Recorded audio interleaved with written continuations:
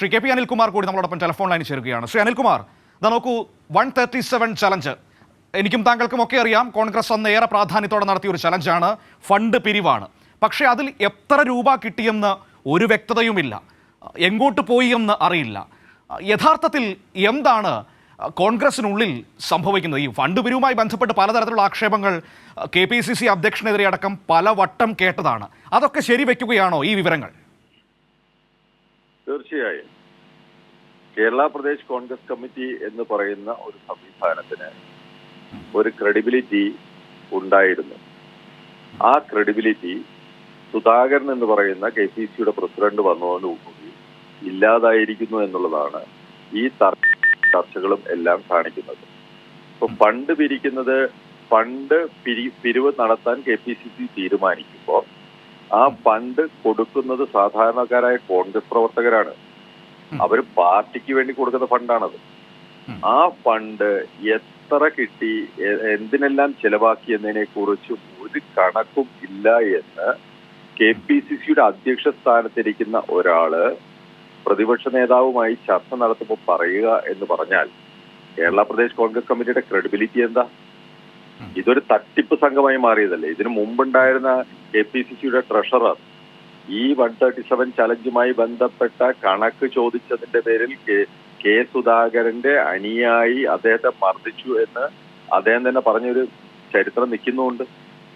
അപ്പൊ ഇതിനകത്ത് 137 ചലഞ്ചിനകത്ത് ഞാൻ മനസ്സിലാക്കുന്നത് ഈ അടയ്ക്കുന്ന പണം ഒന്നും KPCCയുടെ അക്കൗണ്ടിലേക്ക് അല്ല പോയത്, മറ്റേതോ അക്കൗണ്ടിലേക്ക് പോകുകയും അത് തിരിമറി ചെയ്യുകയും ചെയ്തിട്ടുണ്ട് എന്നുള്ളതാണ്. അപ്പൊ കേരള പ്രദേശ് കോൺഗ്രസ് കമ്മിറ്റിയുടെ ക്രെഡിബിലിറ്റി, കോൺഗ്രസ് പാർട്ടിയുടെ ക്രെഡിബിലിറ്റി അത് തകർന്നിരിക്കുന്നു. ജനങ്ങളിൽ നിന്ന് പണം പിരിക്കുകയും ആ പണം സ്വന്തം കാര്യത്തിലെടുക്കുകയും പാർട്ടിക്ക് കണക്ക് പോലും ഇല്ലാത്ത രീതിയിൽ സ്വന്തം ആവശ്യങ്ങൾക്കായി വകമാറ്റുകയും ചെയ്യുന്ന ആളുകളായി കോൺഗ്രസ് നേതൃത്വം മാറിയിരിക്കുന്നു. അത് ഇതിന്റെ മറ്റൊരു പ്രധാനപ്പെട്ട വിഷയം എന്ന് പറയുന്നത്, ഇപ്പോൾ ഈ ഫണ്ടിനെ കുറിച്ച് ഒരു ബോധ്യവുമില്ല KPCC നേതൃത്വത്തിന്, അല്ലെങ്കിൽ അവർ അതിനെക്കുറിച്ച് വ്യക്തത വരുത്തുന്നില്ല പൊതുസമൂഹത്തിന് മുൻപിൽ. അങ്ങനെ നിൽക്കുന്ന ഒരു ഘട്ടത്തിലാണ് ഇപ്പോഴിതാ ബക്കറ്റ് പിരിവുമായി ഞങ്ങളുടെ കയ്യിൽ ഒരു പൈസയും ഇല്ല എന്ന് പറഞ്ഞുകൊണ്ട് പൊതുസമൂഹത്തിന് മുൻപിലേക്ക് അവർ വീണ്ടും വരുന്നത്. അതുകൂടി നമ്മൾ, അപ്പോൾ നേരത്തെ കിട്ടിയ പൈസ എവിടെ പോയി എന്ന് പറയുന്നില്ല, എന്നിട്ട് പറയുന്നു ഞങ്ങളുടെ കയ്യിൽ ഒരു പൈസയും ഇല്ല ഇപ്പോൾ, എന്നിട്ട് വീണ്ടും പിരിവിനിറങ്ങിയിരിക്കുകയാണ്. അതുകൂടി നമ്മൾ കാണണം. ഇപ്പോ ഇലക്ട്രൽ ബോണ്ട് പ്രകാരം ഏതാണ്ട് 2000-ഓളം കോടി രൂപ കോൺഗ്രസ് പാർട്ടിക്ക് കിട്ടിയെന്നാ പറയുന്നത്. മരവിപ്പിച്ച അക്കൗണ്ടിനകത്ത് ഈ 2000 കോടി കാണുന്നില്ല. അപ്പൊ ആ പണം കോൺഗ്രസ് പാർട്ടിയുടെ കൈകളിലുണ്ട്. മാത്രമല്ല ഇവിടെ 4,80,00,000 രൂപ പിരിച്ചു എന്ന് ഈ സംഭാഷണത്തിനിടയ്ക്ക് പറയുന്നത് കേൾക്കുന്നുണ്ട്. വ്യക്തമായ DCC പ്രസിഡന്റുമാർ പറയുന്ന കണക്കുമായി പൊരുത്തപ്പെടുന്നില്ല. 4,80,00,000 പിരിച്ചു എന്ന്, ആ 4,80,00,000 രൂപ എവിടെ പോയി? അതിന് ചെലവ് കാണിക്കണ്ടേ? പിന്നെ രാഹുൽ ഗാന്ധി യാത്ര നടത്തുന്ന സമയത്ത് പണപ്പിരിവ് നടത്തിയ ആ പണത്തിനെ കുറിച്ച് അത് കണക്കേ ഇതുവരെ നോക്കിയിട്ടില്ല എന്നാ പറയുന്നത്.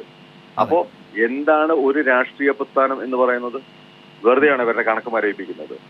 അപ്പൊ പണം പിരിക്കുക, ഇപ്പൊ ബക്കറ്റുമായി പിരിക്കുന്നു, ആ ബക്കറ്റിൽ വീഴുന്ന പണത്തിന് കണക്കുണ്ടാവുമോ? ആരാ കണക്കുണ്ടാക്കുക? ആർക്കും കണക്കുണ്ടാക്കാൻ സാധ്യമല്ലല്ലോ. അപ്പൊ ജനങ്ങളെ പറ്റിക്കുന്നു, ജനങ്ങളെ കബളിപ്പിക്കുന്നു, ആ പണം തട്ടിയെടുക്കുന്നു, ആ പണം കൊണ്ട് സ്വന്തം ആവശ്യങ്ങൾക്ക് ഉപയോഗിക്കുന്നു എന്ന് തിരിച്ചറിയേണ്ട ഒരവസ്ഥയാണ് സത്യത്തിൽ ഈ വാർത്തയിലൂടെ പുറത്തു വന്നിരിക്കുന്നത്.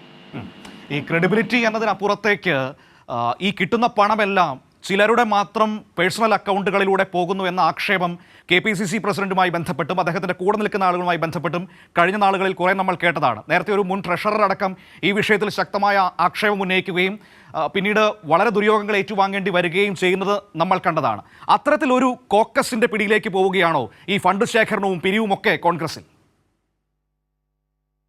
ഇത് മാത്രമല്ലല്ലോ, ഇപ്പോ കണ്ണൂരിലെ കെ കരുണാകരന്റെ പേരിൽ സ്ഥാപിക്കാൻ വേണ്ടി ശ്രമിച്ച K Karunakaran memorial school, Cherakkal Raja school ഏറ്റെടുക്കുന്നതുമായും വ്യാപകമായ പിരിവ് നടന്നുണ്ടായിരുന്നല്ലോ. ആ പിരിവിന്റെ കണക്കെവിടെ? ആ സ്കൂൾ ഏറ്റെടുക്കുന്നത് നടന്നില്ലല്ലോ. അപ്പൊ ആ പിരിച്ച പണം എന്ത് ചെയ്തു? ഒരു ട്രസ്റ്റിന്റെ പേരിലല്ലേ പിരിച്ചിരിക്കുന്നത്. അപ്പൊ പണം പിരിക്കുക, അത് സ്വന്തം കാര്യങ്ങൾക്ക് എടുക്കുക എന്നുള്ള രീതിയിലേക്ക് ഇന്നത്തെ കോൺഗ്രസ് നേതൃത്വം മാറിയിരിക്കുന്നു. അത് കോൺഗ്രസിന്റെ പ്രവർത്തകരാണ് തിരിച്ചറിയേണ്ടത്.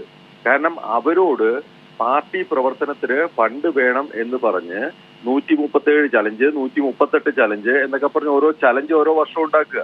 അപ്പൊ പാവപ്പെട്ട പ്രവർത്തകൻ അത് വിശ്വസിച്ച് പാർട്ടിയുടെ പ്രവർത്തനത്തിന് വേണ്ടിയാണ് എന്നുള്ള ധാരണയുടെ അടിസ്ഥാനത്തിൽ ഈ പണമെല്ലാം കൊടുക്കുമ്പോൾ അതെല്ലാം സ്വകാര്യ അക്കൗണ്ടുകളിലേക്കാണ് പോകുന്നത്.